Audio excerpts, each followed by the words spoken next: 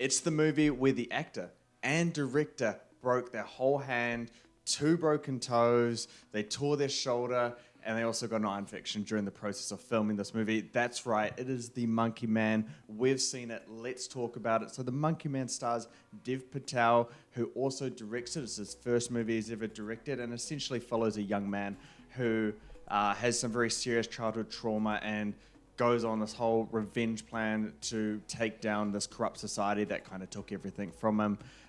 This movie is absolutely brutal. Nam, we'll start off with Dev Patel in his starring and directing role. How did you find him being in the director's chair and his performance overall in the movie? Yeah, he literally put his body on the line for this film, eh? Literally, yeah. All those injuries and still powering through. He's a trooper, that guy. But no, it's a fantastic directorial debut. You know, he's up there with, the likes of Bradley Cooper in terms of nailing it out of the park first go.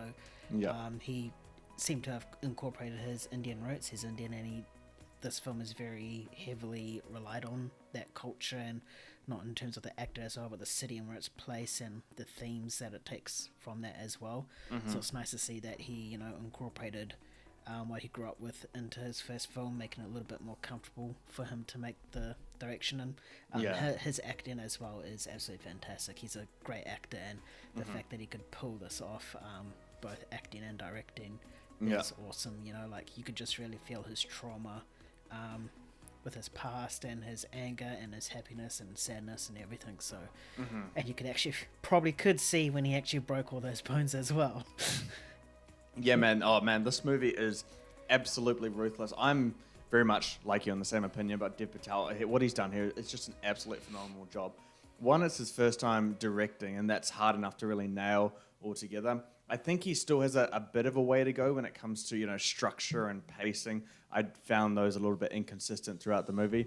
But he's a natural-born action director. Like, the action is really, really good here. Hell yeah. And it's shot so well. I also think he can do a little bit better of bringing better performances from his actors rather than just himself. But he pulls a great performance from himself, man. Like, you can tell when this guy's like about to snap, about to break. He's got like twitches in his face, his hands Hell shaking. Yeah. It's really well done, and he's an Oscar caliber actor. And to see him put that performance into this is just really it's something that's really nice to behold, because the action genre is something that's neglected quite a bit. We have stuff like The Raid, stuff like John Wick, really helping it, Mission Impossible as well. But this is another one where you can really add on to it. A big part of directing is really the technical side of it, and this one I think it's got some nice flashy moments. How did you find the technical side of it, cinematography, production design, all that kind of stuff? Fantastic. You could tell that, and it is referenced in the film as well, that this film took a page out of John Wick's book, but to a lesser degree. Yeah. And Dev Patel did a great job of incorporating that, but also making it so different as well. There's so many interesting camera work and stuff like that, like whether it's him rolling around in a ring and the camera literally rolling with him, compared to like it seemed like as if the camera was on like a little swing thing. Oh, that one's cool. Just partying on the street, and the camera was just doing this while they were partying. It was just insane. So there's some really that's just two. There's so much more on that as well, especially the way it captures lighting as well. So those are two really creative shots in the film that first springs to my mind. You can also have creative shots of like him in an elevator, and then the doors open, it's all dark, but it's just the red illumination from the elevator. It's just him in it. You got this stuff where it's really close up on his hands, as you mentioned before, of him shaking, just like suddenly like coming to like getting the senses together. So on the cinematography and camera work side, I really, really enjoyed it. The production side as well, I thought it was great. It showed the slums of, I can't remember the Indian city that they're in, but the Indian city, you could really feel as if it was in the slums, and then in the rich area you could really feel that it was like really super modernized to what you've seen before. And then you go to like this holy, I don't even know what it is, it's like a holy temple village thing, bit of both and you could feel that place was really sacred as well. So each those are the three main locations, and each location really fit the purpose. You know, the slums, the rich, and the sacredness. So, I think the technical side is awesome. The score as well, I thought it was great. You know, I don't know what the Indian drum is called, but it's like 2 drums and you can bang it, and they incorporated that into the score. Very descriptive. Not only just you're welcome. Well, what more do you want? It's 2 drums and you bang it. You should know the instrument. No, just because I'm Indian doesn't mean I'm an encyclopedia about India. But yeah, they incorporated that instrument into the score as well, and not only just in the score, but it also played a big part in his arc in certain scenes as well. Yeah. So I really like the score in that. It wasn't so... Because with John Wick, it's so synthy, you know, it's really heavily on the synth. 100%. And that's all it is. Yeah. And then you have the occasional classical here and there. With this, you got like stuff like R&B and hip-hop, you got Indian, you got that synth stuff as well, and then you also have, I wouldn't really say EDM, but like just musical pieces as well. That's completely different. So each scene felt really, really fresh. Yeah, for sure. It's really a genre blend on the score, and I thought you're right. It just fit kind of what's happening in the moment and also the character's journey. I think it goes along nicely with that. It's not to the point where it kind of blows me away, or it's like it really elevates the material, but it perfectly complements it really well. The cinematography, you can feel the influences in this movie, and it's not just John Wick. I think John Wick's a really easy comparison, but stuff like The Raid and what's that? Kind of mentioned one about the Old Boy. Yeah, that's exactly what I was going to say. Old Boy, yeah, those kind of movies as well. I think they have, they really, play a part in this in terms of that influence that Dev Patel has brought to this. Just that kind of, trapped in one building or like going up the layers. That's very much like Old Boy. The Raid is very, claustrophobic in the sense of the location. But I think the thing that impressed me most, man, was, in the movie, there's moments where action's going on and it's just pure action for like a really extended amount of time, man. And it does not let you go. Like, I was on the edge of my seat and I'm like, whoa, and it just kept getting more intense. It would not slow down. And I was like, man, that's not only great acting, it's just great directing to be able to keep you engaged as well. I thought the action was really, really creative. And I think it's hard to be creative in the action genre, but without giving too much away for people viewing this, did you like the creativity in some of the, kills and... beat-ups, yes. Yeah, because I don't want to spoil it, but... Yeah. I did. It was really, really creative. There's one in regards to a stove, and that's all I'm going to say. You guys can just witness that yourself, but that was super creative, and I can't recall a film recently that did something like that with that. Like, this is a perfect example of someone using their surroundings to, help them fight, considering this guy had nothing but 2 knives in his fists. Yeah. These guys had guns, so you really get to see the creativity from the characters, and the action is what we all expect. It's John Wick-esque, crusade-esque, and I haven't seen Old Boy, so I can't comment on that. Right. But it brings together all these great action things, combines it to one, and then puts a spin on it as well to make it different. So it's awesome, and I do hope you get to see more types of these films, whether it's a Monkey Man 2 or something else, or another action film that Dev Patel wants to do. But I definitely would like him to stick in the action genre for now, because I think he's done such a great job in this that I'd want to see what other creative ways he can find to kill or injure someone. Yeah, no, that's fair. I mean, my highlight in terms of a stunt involves a knife and someone's mouth. So yeah, there he is. He knows what I'm talking about. At the start of the movie, I don't know if you had this, but Dev Patel left a message to people in Australia watching it before the movie officially released in our premiere.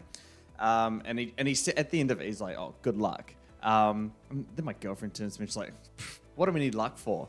And then during the movie, people are walking out, man. It's that gruesome. And then at the end of the movie, I turn to my girlfriend and I'm like, that's why we need luck, man. This movie is relentless in terms of brutality. And I'm not just talking about, blood and guts, but You know, there's moments where you go back on this character's childhood trauma, man, and it still doesn't hold back. This movie is a heavy R rating. 100%. Yeah, what are your thoughts on how gruesome and brutal this movie gets? Do you like that? And when it comes to this kind of action, yeah, it's good because I don't see that much nowadays because everything is watered down. Watered down. Those are the words I use. Yeah, I use for this. It's good. It's watered down. Yeah. And no one likes a watered down drink, but yeah, I think it was great. You know, like it's not often you get to see pure gruesomeness and action and torture being shown on screen without being too like unwatchable. Like you're watching it, you know what's happening, you could see it, and you're just like, oh, but you're not like so engaged because of how emotional it is that you're just still watching it. So yeah, I think awesome. Honestly, yeah, nah, man. There's so many times that movie I was just like wincing, like just like, oh my god, this is so intense. Oh, Me too. Yeah. Like I think my main one came in like near the second act before we got into the third act of what he did. Back in the past, I think that one was the one where I was just like, oh shit. Well, you're covering what kind of happened in the backstory of it, right? Yeah, and just like his character seeing what happens is just like, oh fuck. Yeah, man, it's brutal. Yeah, people were literally leaving my cinema. That's how bad it was. But I mean, like, I say bad, but I actually mean good. So yeah, to anyone who actually wants to see this movie, honestly, I would recommend it to anyone who is a fan of action. This is one of those really pure action movies. It's a ton of fun. It's bloody. It's gruesome. It's really got a lot of meaning behind it. There's some, a fun mythological element to it, and it's just got a little bit more culture and perhaps something different to what you've seen before when it comes to the action genre. So I'd really recommend it to anyone who loves action. Anyone who just wants a really fun time at the cinemas as well, I would choose this over something like Godzilla x Kong. Might be an unpopular opinion based on the box office results, but this is action. This is what I want to see in cinemas. This was so good. Dev Patel, welcome to the director's chair, man. He did so good. All right, Nam, before we cap it off, score out of 10. What are you going to give?